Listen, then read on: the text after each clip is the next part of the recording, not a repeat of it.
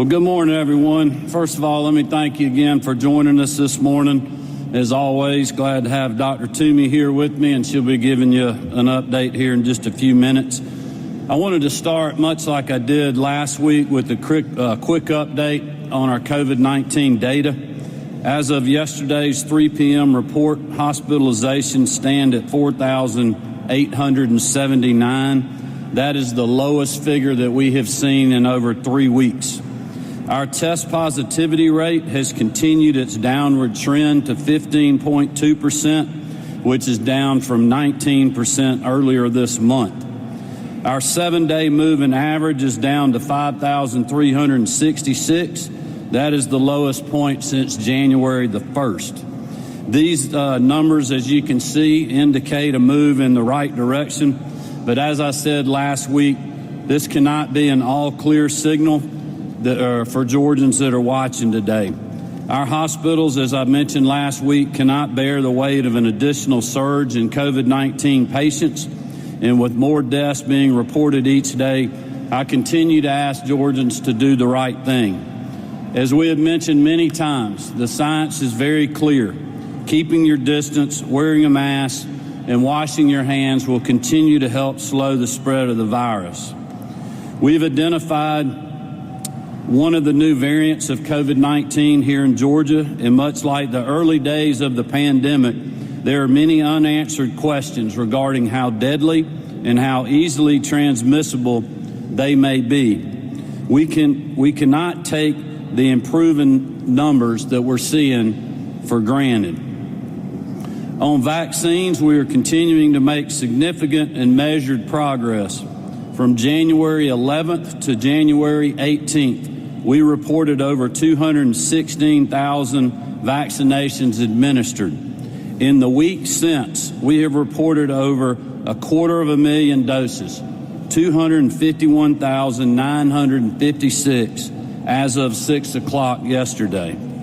Given that Georgia is only allocated 120,000 doses per week, this shows that providers continue to catch up their reporting of vaccinations to the state. As of yesterday, CVS and Walgreens have completed their vaccine program in 99.5% of Georgia's skilled nursing facilities, and the state has started to transition the 40,000 doses previously reserved for CVS and Walgreens into the general allotment sent to providers and public health clinics.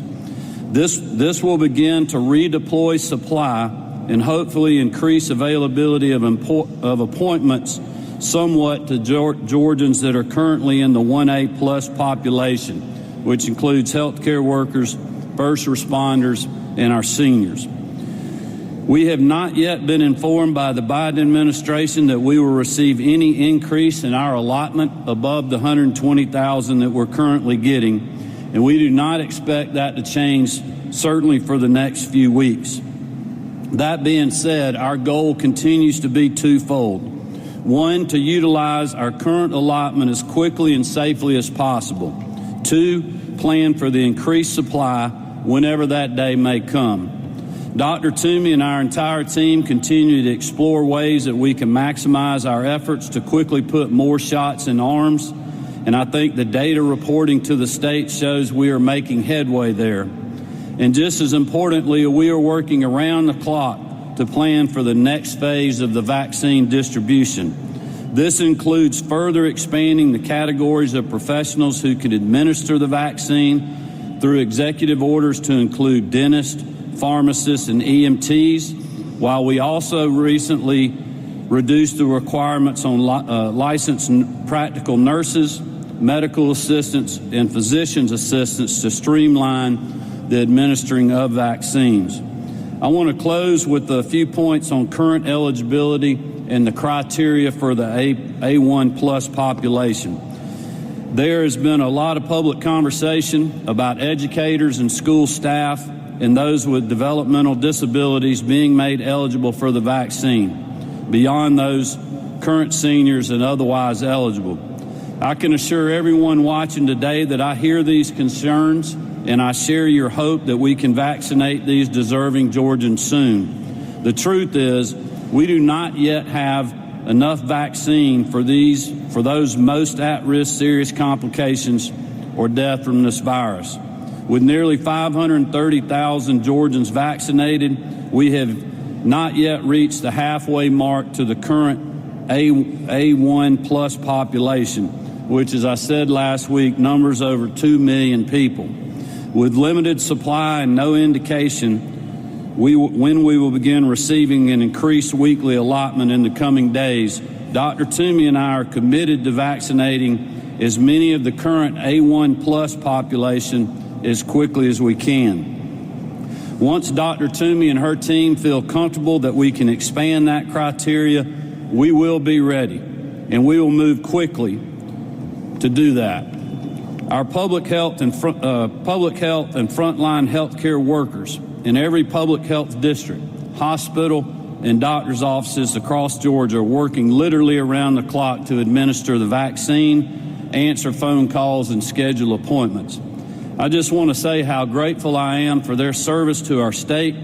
I'm asking Georgians to remain patient with them as we continue this effort, and also just to thank them, quite honestly, for how hard they've been working, long hours for many months now, and certainly those in our hospitals over the last several weeks as we've experienced the post-holiday surge.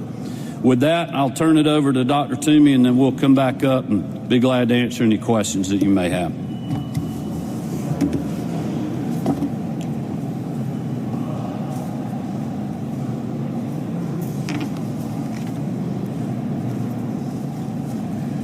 Thank you, Governor, and good to see you all today. I want to say just a few things about the numbers that Governor Kemp outlined, because I think it's important to note that cases are going down, but we are still seeing considerable spread throughout Georgia, and how important it is for us to continue to follow just the basic prevention messages. It's just since the pandemic began, we have documented 4,500 total COVID-19 outbreaks. And to put that into some perspective, that means about 127 outbreaks per week for the last 12 weeks. And in past years, we normally documented about 127 total outbreaks for all diseases statewide. So I think that shows you and demonstrates the magnitude of what this has been, not just for the public and for policymakers to deal with, but also for the public health response team, because this has been an extraordinarily heavy lift. We still see nursing homes being the top site for our outbreaks, and I think again reiterates why we chose the older adults in and out of long-term care facilities as our top priority for vaccination, as well as healthcare workers who care for them in long-term care facilities and hospitals. Talking about vaccinations and moving on to kind of where we are, because I know there's a lot of questions that you must have. We have, as of this morning, the very latest data I got just a few minutes ago, administered 713,923 doses. And that's 268,000 doses in the last 7 days. That's a great increase over what we've been doing before, and represents about almost 60% of the use of our total allocation. But I want to remind everyone that our allocation really is not very large for a state of our size, with a population of 11 million, and our allocation is based on total population, but there's very little vaccine. I was on a call with CDC and the new administration over the weekend, and was told that it may be as late as April before the vaccine will be ramped up to the point that we'll get more doses. We're hoping it will be sooner. We certainly will use it as soon as it's ready. We may have a new vaccine available through Johnson & Johnson even before that. But what we have done is prepared for this. The executive orders allows a much broader range of providers to be able to give vaccines in many different locations, and that including school nurses. In my discussions with the school superintendents, I emphasize that school nurses will be able to deliver vaccine, both to staff and others eligible in the schools. And so we are ready. We can do all these things ahead of time, so there won't be any bureaucratic hurdles when we open up to that broader category of individuals.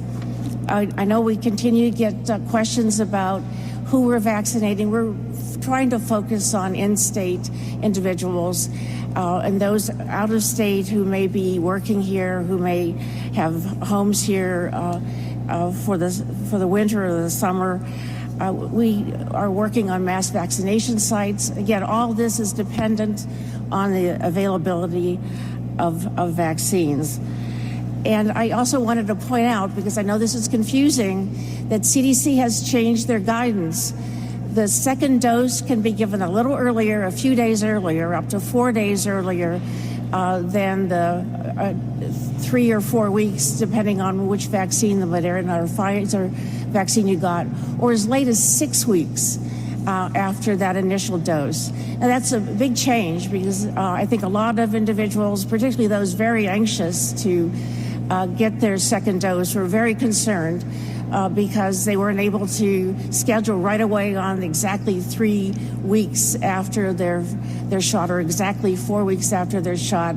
I have tried to reassure them, as I have talked to many people myself personally over the weekend, that there is that guidance now that kind of loosens that necessity to ensure just an exact date, but rather you can safely delay a few days and even as long as 6 weeks. All of our health departments now are scheduling second dose when you get your first dose, so there won't be this concern about trying to ensure that the second doses are available. And so I do want to reassure the public. We've heard you. I know there's been a lot of frustration in trying to ensure that individuals get in for their second dose. And all the health departments have told me that they have posted how to get their second dose, or actually reaching out themselves to call people or email them to let them know about the availability and to get them scheduled. So I kind of hit on some of the things that I know are some of the hot items that I'm hearing about and hearing about over the weekend. But I did want to also point out that we have not seen any major complication from the vaccine. I know there's a lot of rumors going around that there may have been individuals who died from the vaccine. I heard there were 20 or more, and that's absolutely not the case.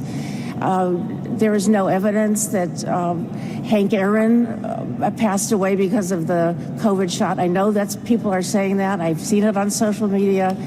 I think it's just important that we quell these kind of rumors, because we don't want people to be dissuaded from getting the vaccine when they get called, and they may get called by their providers. I know that many of the hospitals throughout the state are reaching out to their clientele and letting them know the vaccine is available, come in. And I think there is some hesitancy still that we're trying to overcome.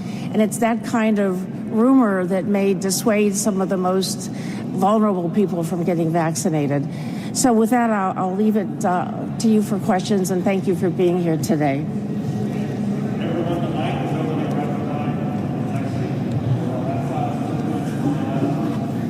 Hi, Governor. I have 2 questions. First of all, you said that 99.5% of the state's long-term care, senior care facilities have been visited by vaccine teams.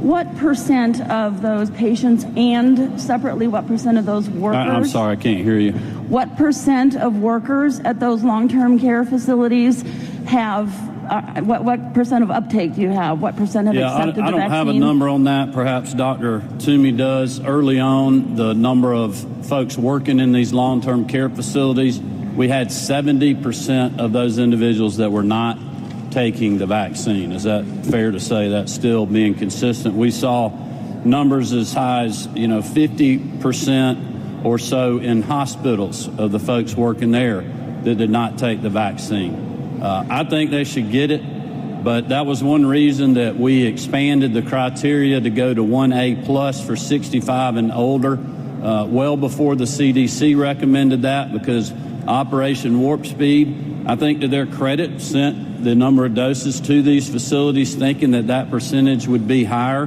when it was not. It created that situation that we talked about, a couple of weeks ago, where we had oversupply in certain parts of the state, still didn't have enough supply for healthcare workers, long-term care facilities in metropolitan areas of the state, which is why we expanded the criteria so we did not have vaccines sitting in freezers.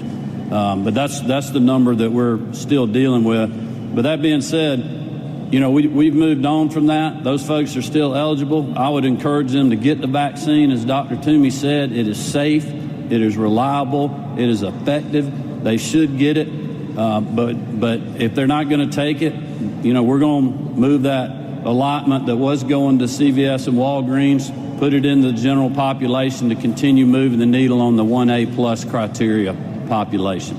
And to what you just said, a follow-up for either you or Dr. Toomey, during that period when you had a lack of uptake and maybe even continuing, has any vaccine been lost to spoilage in Georgia that arrived here usable? I'm not aware of that. I know we had some that was shipped somewhere. I'm not sure if it was coming here or somewhere else that had that situation where you had spoilage. That was immediately replaced from what I understand. Do you have anything, Dr. Toomey? Okay. Yeah, we're not seeing any issues with the transportation logistics of the vaccine, especially Moderna, or I guess with the Pfizer, for the severe temperatures that you have to keep these vaccines. Hello. Is the state trying to stop this so-called vaccine tourism where people are coming over to get COVID shots? I know you addressed it before, but the couple who came last week says they will be back for a second shot. So what are the requirements, and is the state doing anything to try to stop that? Well, I may let Dr. Toomey speak to that. I know she mentioned that last week. I don't have that on my radar as a significant problem here. I know that there's been some articles written about that in regards to Florida and other states. But look, my priority and Dr. Toomey's is to vaccinate Georgians, and that is what we are working on. I don't know if you want to add.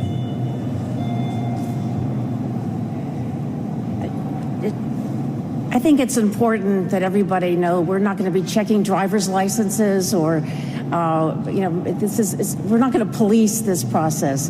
Does that mean that somebody may slip in from out of state? Possibly.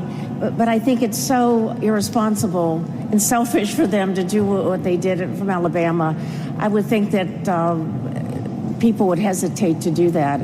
And we have a great need here. But we do have individuals who legitimately work here, but live in Tennessee, live in South Carolina, live in Alabama, and they could be vaccinated here either through a clinic or through their work site, and that's a very legitimate thing, even as our own citizens may be going into other states to work and get vaccinated as well. And I think that's important, that we don't want to be policemen. We want to encourage and as much vaccination as we can. But we have reinforced with the providers that our top priority is always going to be our own residents here in Georgia, starting with that highest risk population. But even in referring to your a prior question, if you open up a box of Moderna, the 10 doses, and somebody doesn't show up, or someone decides, hey, I'm going to wait on that vaccine, we're not going to waste that vaccine. And we may end up giving that vaccine to somebody out of turn, but we're not going to waste that vaccine. And I think that was the question being asked. I just want to reassure you, we recognize how precious this is. We may end up doing a staff person who isn't over 65, but to use that vaccine rather than let it go to waste if there's some hesitancy.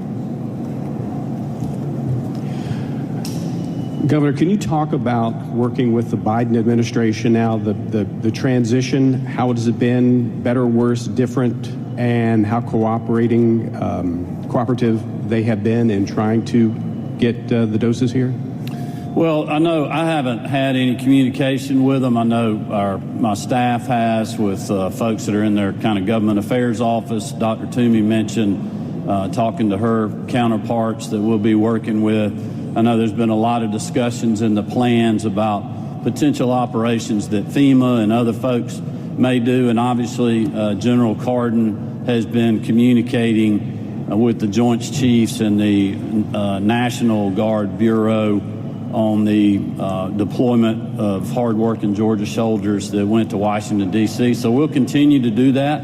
I'm currently trying to give them a little bit of leeway to get their feet on the ground. From everything we've learned, we know nothing's going to change much with our supply here over the next couple of weeks. So we're going to continue to push very hard to get every vaccine we got out and continue working on second doses, and then we'll get further communication on that. But our team has been in communication with them just like we were with the Trump administration, and I think that will continue. Certainly we want to work with them. Once we get details on the plans, I'll better have an idea of whether I think they're good plans or bad plans. But until we know, we're going to keep moving forward. Like at some point, whenever it is that they tell us that we get more supply, we are going to be ready to deal with it from the state perspective. If there's some sort of federal plan out there that would circumvent that, or something that they want to do different from what the states are doing, I'm sure we'll have opportunities to communicate with them. But my goal is to make sure that we are ready when that day comes and not rely on the federal government for that. We've certainly gotten a lot of resources in the Trump administration. I know they're working on that as well in the Biden administration. So we'll continue to work with them on those efforts, to work with our congressional delegation, and continue to move the needle on getting vaccines done so we can return to normal here in our great state. Good morning. Morning. Folks in Georgia still can't look at a state website and see in what counties vaccines are being delivered and what the demographics are of the folks getting the vaccines. I know the state has talked about upgrading its information technology. Is there any urgency to getting that fixed sooner rather than later? Well, there's definitely urgency in everything that we're doing, including, scheduling, website communications, but also would urge people caution that just to move off of a platform, even though it may be antiquated, is currently working to something that we're not positive about, and doing that prematurely could be disastrous. And we're just not going to do that. We have a lot of good people that are looking at that right now. As I mentioned in my remarks, Dr. Toomey and our team are literally working 24/7 for how we can ramp up further. We can't really ramp up too much further right now from where we are because we don't have an additional supply of the vaccine. But we are planning for that day like it's going to be 2 weeks from now. We know it's probably not going to be in 2 weeks. It's going to be much further out than that, but we just don't know when that date is. So we're going to continue to do everything possible to make it easy for Georgians to be able to schedule an appointment and get to that appointment. But listen, I'm going to be honest with people. We know that there's been issues. I mean, we've had county websites or county public health sites that have gone down. We've had call centers that have been inundated at the county level, and we tried to be very transparent and let people know we felt like these issues would come, just like it did with testing and other things. And we're going to continue to learn from those, fix them, move on, and make it better. But a good example is Publix opened up availability this morning based on what they're getting here in a few days. And those appointments for one whole week sold out in 45 minutes. I mean, it was more demand than you would see for a Georgia-Alabama SEC championship football game. And that is what we're dealing with, and we're going to keep dealing with that, because I don't believe until Johnson & Johnson comes on board and we get many months out that we're ever going to get to a point where we have more supply than we have demand. Our job is to make sure that we're continuing to make progress, but also letting the public know where we are. And that's why we've been doing these press conferences, and we'll continue to do that. This is a question for the governor and for Commissioner Toomey. A House subcommittee this morning proposed a number of $1 million to replace or modernize the grid system, as well as to hire some new top managers for the Department of Public Health. Can you talk about how you might use that money? Yeah, I haven't heard that. I don't know if Dr. Toomey wants to speak to that or not. I'll say this, that we have had unprecedented cooperation with the legislature since the elongated session ended in June. We've had great discussions with Chairman England, Chairman Tillery, with the Speaker, Lieutenant Governor, leadership in the House and Senate about what our budget looks like, about how we move forward. But this is all part of the process. Every year, the legislature, per their constitutional duty, has their input that they want to make on the budget. We stand ready as the executive branch to work with them to make sure if they are appropriating money for things like that it makes good sense to do that it's something that we're capable of doing, and that also that the timing is right. I think a lot of people want us to do a lot of things right now. We've got to make sure that we stay focused on the number one mission that we have. And for me, and I don't want to speak for Dr. Toomey, but for me, that is making sure that we're getting people vaccinated, that we have enough hospital beds in our state for anyone who needs one, regardless of whether it's COVID or not, and that we continue to stop the spread of this virus so we can get back to a full, open, normal economy and quality of life here in the state of Georgia. Do you want to add anything to that, Dr. Toomey? Hi, and a question for either Governor Kemp or Professor Toomey. So as you are doling out, we get an allocation, you all decide who gets how much vaccine out of the requisitions that those, either the health department or the institution has put in. How are you deciding who gets how much? What criteria are you using? Yeah, that's a good question. We're actually working on the allocation of the vaccine right now.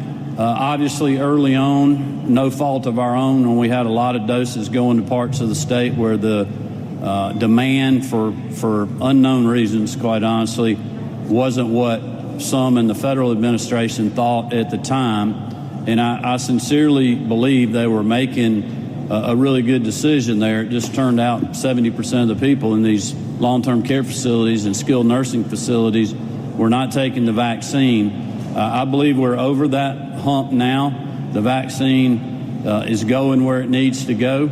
I have lots of people that are saying we can do more if we have the doses. These are county governments, health departments, other providers like our private sector folks, our local pharmacies, large chain pharmacies, and other folks. But part of our challenge, I think, ahead, or probably a better word, is our mission ahead is going to be when that day comes and we get that increased supply, how do we make sure we're getting it to the places that will get it distributed the fastest and the safest way possible? And that's what the team's working on right now. Dr. Toomey mentioned mass vaccination sites, perhaps more doses to the partnerships that are out there, either through our medical facilities like a hospital, large chains of doctors' offices and networks that are out there, local pharmacists, county governments that are working with their local health department, like I know has happened in places like